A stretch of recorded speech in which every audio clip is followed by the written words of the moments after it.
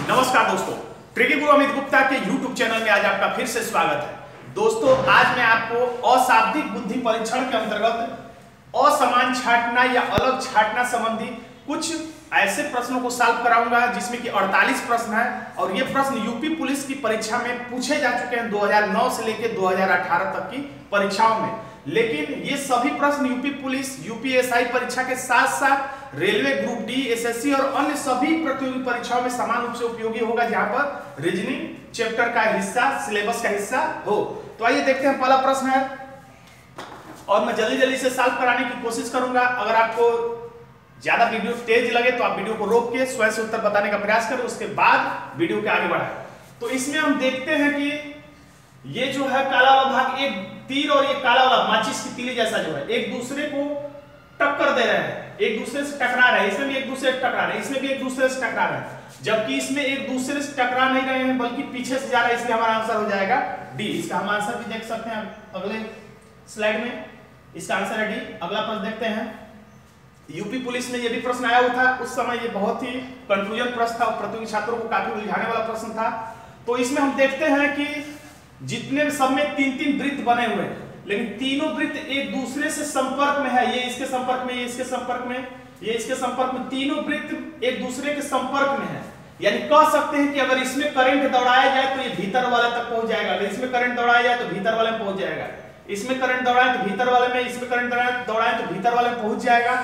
लेकिन अगर इसमें करंट दौड़ाया जाए तो ये भीतर वाले में करंट नहीं पहुंचेगा, यानी कि हमारा आंसर हो जाएगा एफ, यानी कि ए। ये मैं सिर्फ आपको समझाने के लिए बता रहा हूं। अगला देखिए, उसमें उत्तर भी मैं कई कंफ्यूजन से बचने जा चुके, उत्तर भी मैंने लिया है। अब इस प्रश्न को मैं उत्तर थोड़ा जल्दी जल्दी बता रहा हूं। इसमें देख रहे हैं ये काला वाला भाग बाएं साइड में है, तो इसमें काला वाला भाग दाएं साइड में है, इसमें बाएं साइड में तो इसमें दाएं साइड में, इसमें बाएं साइड में तो इसमें दाएं साइड में। लेकिन इसमें दोनों ही काला वाला भाग एक ही साइड में है, इसलिए हमारा उत्तर हो जाएगा डी, यानी विकल्प डी हमारा आंसर हो जाएगा। आंसर देखिएगा। अगला प्रश्न देखते हैं।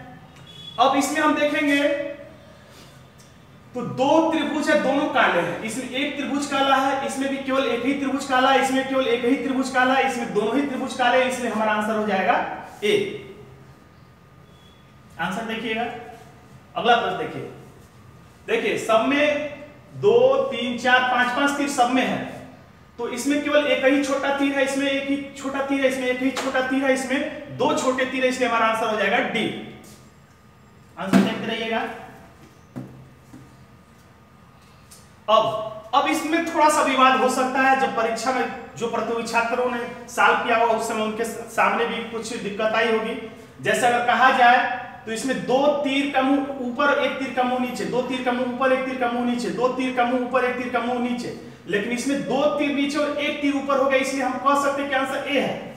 लेकिन हमेशा 2 कारण हो सकते हैं रीजनिंग में, या 3 कारण हो सकते हैं, 3 विकल्प या 2 विकल्प सही लग सकते हैं। ज्यादातर प्रश्नों में देखा गया है कि 2 विकल्प सही लगते हैं। तो इसमें हमें ऐसे आंसर को टिक करना चाहिए जो कि ज्यादा बड़ा कारण दे रहा हो, यानी कि ज्यादा, बहुत ज्यादा उपयोगी हो, सबसे बड़ा कारण जिसमें मौजूद हो।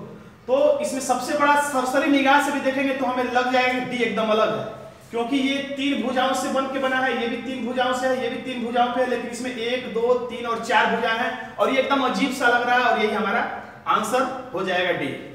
आपको कौन सा आंसर ज्यादा सही लग रहा है कमेंट बॉक्स में लिखिएगा। अगर किसी भी प्रश्न में डाउट हो तो कमेंट बॉक्स में जरूर लिखिएगा ताकि मैं भी समझ सकूं।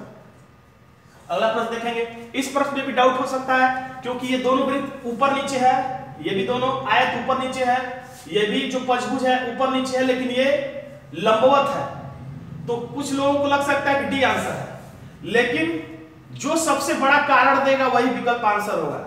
इसमें भले ही ऊपर नीचे है लेकिन दोनों के बीच में गैप है, भले ही ऊपर नीचे दोनों के बीच में गैप है, लेकिन भले ही ये ऊपर नीचे लेकिन इसके बीच में गैप नहीं है, तो ये इससे भी बड़ा कारण हो जाएगा और इसका आंसर सी हो जाएगा, यानी कि सी। उत्तर देखते हैं। आप भी अपना कमेंट बॉक्स में उत्तर दीजिएगा, क्योंकि जरूरी नहीं होता कि किसी किताब से जो आप आंसर देख रहे हैं तो हमेशा वो सही ही हो। वो उस किताब के राइटर के हिसाब से सही आंसर हो सकता है, आपका आंसर कुछ और हो सकता है, और आयोग जो आंसर देता है वो आंसर उससे भी अलग हो सकता है। तो इस प्रश्न में हम देखते हैं तो क्या आपको अलग दिखाई दे रहा है। इसमें हमें दिखाई दे रहा है 2 चित्र ऐसे हैं जो सफेद हैं और 2 चित्र काले हैं। दो चित्र सफेद और दो चित्र काले, इसमें दो चित्र सफेद और दो चित्र काले, लेकिन इसमें चार हुए चित्र काले हैं, इसलिए हमारा आंसर ए हो जाएगा। उत्तर देखिएगा। अगला प्रश्न, अधिकांश प्रश्न देखेंगे हर यूपी पुलिस की परीक्षा मैंने देखा था, अलग छांटना वाला अशाब्दिक बुद्धि परीक्षण से हर पेपर में 3-3 कम से कम प्रश्न था, किसी में 3 किसी में 4। इसमें हम देखते हैं 1 बिंदु 2 बिंदु 3 4, 1 2 3 4, इसमें 1 2 3 4, इसमें 1 2 3 4 और इसमें 2 2 4 4, यानी यही बहुत बड़ा और आसानी से मिल जाने वाला उत्तर है, यानी आंसर हो जाएगा डी। उत्तर देखते रहिएगा। अब ये प्रश्न भी जब पूछा था तो बहुत विवादित हुआ था, शायद 2009 में ये पूछा हुआ है, आगे अभी पता चलेगा। तो इसको भी लगाने में थोड़ा सा दिक्कत हुआ था, देखने में तो बहुत भोला भाला सा प्रश्न दिख रहा है, लेकिन उत्तर खोजने में थोड़ा सा देर लग सकता है। तो इसका उत्तर इस आधार पर होगा कि ये जो दोनों रेखाएं यहां से निकलेंगी, ये समानांतर रेखाएं आपस में एक दूसरे से नहीं मिलेंगी। ये भी जो दोनों रेखाएं यहां से निकलेंगी कभी आपस में नहीं मिलेंगी, समानांतर है रेल की पटरियों की तरह। और ऐसे ही ये भी है समानांतर रेखा, लेकिन इसमें से जो दो रेखा निकलेगी इन दोनों में से, वो इसमें जाके टकरा जाएगी और ये समानांतर रेखा नहीं है, इसलिए यही हमारा आंसर होगा। आपको कौन सा आंसर सही लग रहा है कमेंट बॉक्स में लिख सकते हैं। अगला देखते हैं, बहुत ही जल्दी से उत्तर पता चल जाएगा। देखिए एक तीर है और एक भाले जैसी आकृति के बीच में, यानी दो काली वाली आकृतियों के बीच में एक, दो काली वाली आकृतियों के बीच में एक, और इसमें दो काली आकृतियों के बीच में एक, लेकिन इसमें दो काली आकृतियों के बीच में 1 2 3 रेखा है, इसलिए हमारा आंसर हो जाएगा सी। मैं फटाफट आंसर बता रहा हूं, फटाफट आगे बढ़ा रहा हूं, क्योंकि मैंने देखा है लाइव क्लासों में बहुत ज्यादा समय लिया जाता है, तो मैं ऑफलाइन ही ज्यादातर वीडियो बनाता हूं, क्योंकि इसमें समय भी नहीं लगता और बफरिंग की भी जो दिक्कत होती है वो भी नहीं होती है, और आपका बहुत ही ज्यादा जो अमूल्य समय होता है ऑफलाइन क्लासों से बच जाता है। तो इसका आंसर जहां से मैंने प्रश्न लिया उसमें अलग दिया हुआ है, कुछ किताबों में इसका आंसर अलग है, और आयोग का आंसर क्या है मुझे अभी पता नहीं, फिर भी आप आंसर अपने से भी देखिएगा, इसको कमेंट बॉक्स में बताइएगा। एक तो लोग बताते हैं इस तरह से कि इसमें जो ये नोक है इसका मुंह ऐसे है पहले और उसके बाद ऐसे, तो कुछ लोग कह रहे हैं कि इसके बाद इसका नंबर है ऐसे, यानी कि एंटी क्लॉकवाइज घूम रहा है, ऐसे फिर ऐसे। अब ऐसे अगर होता इसमें तो सही होता, क्योंकि अगला फिर ऐसे के बाद फिर ऐसे इसमें सही है, यानी कि कुछ लोग आंसर सी बता रहे हैं, जबकि मैं कहता हूं आप इस बात को हमेशा ध्यान रखिएगा, अलग छांटने वाले प्रश्नों में कभी भी आप क्रमबद्धता मत खोजिए कि ऐसे ऐसे ऐसे ऐसे इसमें होना चाहिए, इसमें 2 है इसमें 4 है तो इसमें 6 क्यों नहीं है, यहाँ पर अगर 8 है तो अगर इसमें 2 4 7 8, तो ये नहीं खोजना है कि यहाँ पे 6 रहना चाहिए। कभी भी क्रमबद्धता असमान छांटने वाले प्रश्नों में नहीं देखते, क्योंकि सभी विकल्प अलग अलग स्वतंत्र रूप से हैं, तो इसमें क्रमबद्धता नहीं देखना चाहिए। मैं इसको एक अलग अंदाज में बता रहा हूं, देखिए ये जो काला भाग है सब मैं यहां बना रहा हूं, या ऐसे समझ लीजिए, तो इसकी तरफ चेहरा करके, तीर जो मैं बना रहा हूं इसकी तरफ चेहरा करके देखिए काला वाला भाग किस साइड में है, तो आपके बाएं हाथ के साइड में है। इसमें बाएं हाथ के साइड में काला वाला भाग पड़ रहा है जब हम तीर की तरफ चेहरा करें। इसमें तीर की तरफ चेहरा करने पर काला भाग दाएं साइड में, इसमें तीर की तरफ चेहरा करने पर काला भाग दाएं साइड में, इसमें तीर की तरफ चेहरा करने पर काला भाग दाएं साइड में। केवल यही ऐसा है जिसमें तीर की तरफ चेहरा करने पर काला भाग बाएं साइड में आ रहा है, इसलिए हमारा आंसर मेरे हिसाब से ए होना चाहिए। अगला देखते हैं, देखिए इसमें डी लिखा है, कुछ लोगों के हिसाब से सी है और मेरे हिसाब से यह है, आपके हिसाब से क्या होगा कमेंट बॉक्स में लिख सकते हैं। फिर ऐसा प्रश्न हम लोगों ने सॉल्व किया था, लेकिन वो ये इसका पैटर्न कुछ अलग है। जैसे आपने पासा में देखा होगा विपरीत शतकों का योगफल 7 होता है, कुछ कुछ वैसे ही है, जिसको वो जानकारी होगी वो इसका आंसर खोल लिया होगा। 6 1 7 5 2 7, 6 1 7 4 3 7, और इसमें 4 3 7 5 2 7, लेकिन इसमें 5 1 6 और 4 3 7, यानी ये 7 नहीं हो पा रहा, इसलिए हमारा आंसर हो जाएगा सी। अगला प्रश्न देखिएगा, आप वीडियो को अच्छी तरीके से इस्तेमाल करना है तो सबसे अच्छा तरीका है कि जो ही मैं प्रश्न लगाऊं आप वीडियो को वहीं पे रोका करिए, खुद से उत्तर बताया करिए, फिर वीडियो को आगे बढ़ाया करिए, ताकि आपके भी दिमाग की थोड़ी सी कसरत होती रहे। तो ये देखिए 3 भुजाओं से घिरी आकृति है, 3 काले दाने, ये 5 भुजाओं की आकृति है तो 1 2 3 4 5 दाने, इसमें 4 भुजाओं वाली आकृति तो 4 माचिस की तीली है, लेकिन इसमें 6 भुजाओं वाली आकृति है, 2 2 4 2 6, लेकिन इसमें 1 2 3 4 ही माचिस की तीली है, इसलिए आंसर हो जाएगा ए। आंसर देखिएगा। अब ये भी प्रश्न थोड़ा सा उलझा सकता है, थोड़ा समय ले सकता है, लेकिन ध्यान से देखेंगे तो उत्तर बताना इतना ज्यादा कठिन नहीं होगा। देखिए इसका मुंह किसकी तरफ है? नीचे। इसका मुंह ऊपर खुला है, यानी नीचे ऊपर बाएं दाएं, ऊपर ऊपर। अब नीचे वाला किसका मुंह है नहीं पता चल रहा है। देखिए इसमें ऊपर नीचे मुंह, बाएं मुंह, दाएं मुंह, यानी सभी दिशा में मुंह खुला है। इसमें भी देखा जाए, अब इसमें हम लोग नहीं चेक कर रहे हैं। देखिए ऊपर मुंह, नीचे मुंह, बाएं मुंह और इसका दाएं मुंह। इसमें ऊपर मुंह और इसका नीचे मुंह, इसका बाएं मुंह और इसका दाएं मुंह, यानी सभी दिशाओं में सबकी है, लेकिन इसमें ऊपर मुंह और नीचे मुंह किसी का दिख ही नहीं रहा, यानी हमारा आंसर झट से बी हो जाएगा। हम लोग इसको टिक करके आगे बढ़ जाएंगे। अगला प्रश्न देखिए, हो सकता है वीडियो थोड़ा लंबा बन जाए, लेकिन मैंने इसमें 48 प्रश्न लिए हैं, जो कि बहुत ही ज्यादा होते हैं कम समय में ज्यादा आंसर बताने के लिए। अब इसमें ध्यान से देखेंगे सभी आकृतियों को, वीडियो रोक के, तो ये जो चौकोर आकृति है ये काली है। इसमें भी चौकोर जो आकृति है यही काला किया गया, इसमें भी चौकोर आकृति जो है इसी को काला किया गया, लेकिन इसमें त्रिभुज वाले को काला कर दिया गया है, इसीलिए हमारा आंसर हो जाएगा बी। अब ये तो एकदम देखते ही देखते सभी लोग आंसर बता सकते हैं। अधिकतर देखा गया प्रश्न क्लॉकवाइज एंटी क्लॉकवाइज के हिसाब से भी उत्तर होता है ज्यादातर प्रश्नों में।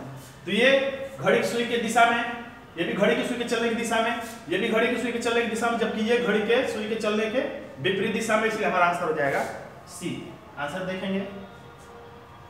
अब देखिए, अब इस प्रश्न में देखेंगे तो नीचे एक वृत्ताकार आकृति है और वृत्त जैसा बना है, वक्र रेखा है, इसमें भी नीचे वक्र रेखा है, इसमें भी सब में ही वक्र रेखा है, लेकिन नीचे वक्र ऊपर एक अलग तरह की आकृति, यानी वक्र नहीं, नीचे वक्र ऊपर नई आकृति, नीचे वक्र ऊपर नई आकृति, लेकिन इसमें नीचे भी वक्र और ऊपर भी वक्र, इसलिए हमारा आंसर हो जाएगा डी। आंसर देखेंगे। अब इस प्रश्न को भी आप देखिए थोड़ा सा, क्योंकि इसका उत्तर बताने में हो सकता है कि आपको समय लगे, और इस पर मैं आपको एक ट्रिक बताता हूं, ताकि ऐसा प्रश्न या इसी तरह कोई और भी प्रश्न है तो आप आसानी से उत्तर खोज लें। तो इसमें जो ये खड़ा वाला भाग है, इसको मैं सर अपना मान लेता हूं, ये सर है, सब में एक ही में, सब में ये सर समझिए कि है, सर है, सर है, यानी ये जो खड़ा वाला भाग है उसको सर मान लेते हैं, ये दोनों समझिए कि पैर है, ये दोनों ही पैर है, ऐसा कुछ सोच लीजिएगा।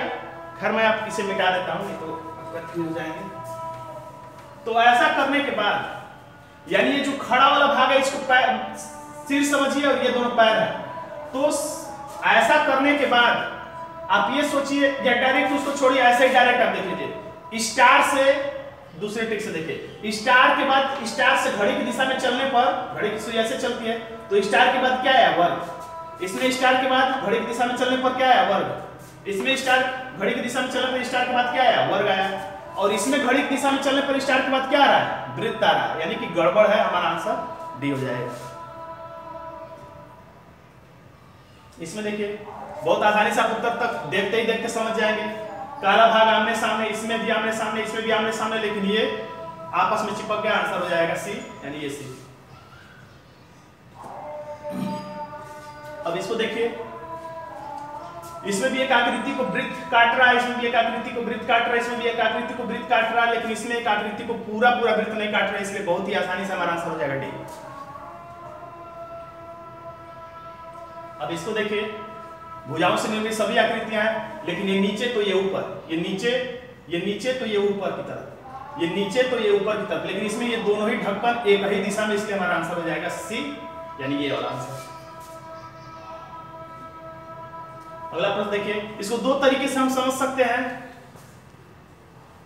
अगर इनकी भुजाओं को गिना जाए तो ये 4 और 3 7 और 2 9 1, इसमें 10 भुजाएं हैं। इसमें 4 3 7 2 9 1 10 भुजाएं, इसमें 4 4 8 2 10 2 12 भुजाएं, इसमें 4 3 7 2 9 1 10 भुजाएं। आप समझ सकते हैं किसको आंसर टिक करना है, यानी सी को। एक और तरीके से आसानी से हम समझ सकते हैं, जो दिमाग में आ जाए वैसे ही आदमी वहां पे आपको कर लेना चाहिए। इसमें एक वर्ग है, इसमें भी एक वर्ग है, इसमें भी एक ही वर्ग है, इसमें 2 वर्ग है, तो वैसे ही पता चलेगा कि आंसर सी होगा।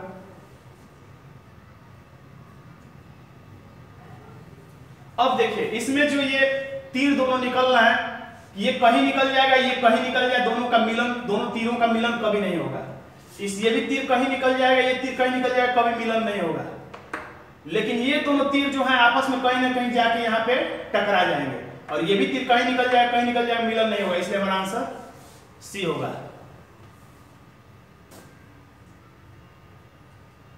आंसर देख लीजिएगा। तो दोस्तों आज का यह मेरा वीडियो आपको कैसा लगा कमेंट बॉक्स में जरूर लिखिएगा, और लिखने से पहले मेरे वीडियो को लाइक करिएगा, और अब तक अगर आपने मेरे चैनल को सब्सक्राइब नहीं किया तो सब्सक्राइब भी कर लीजिएगा। और आज के मेरे इस वीडियो के स्पॉन्सर थे सुनील नेहरा। धन्यवाद दोस्तों।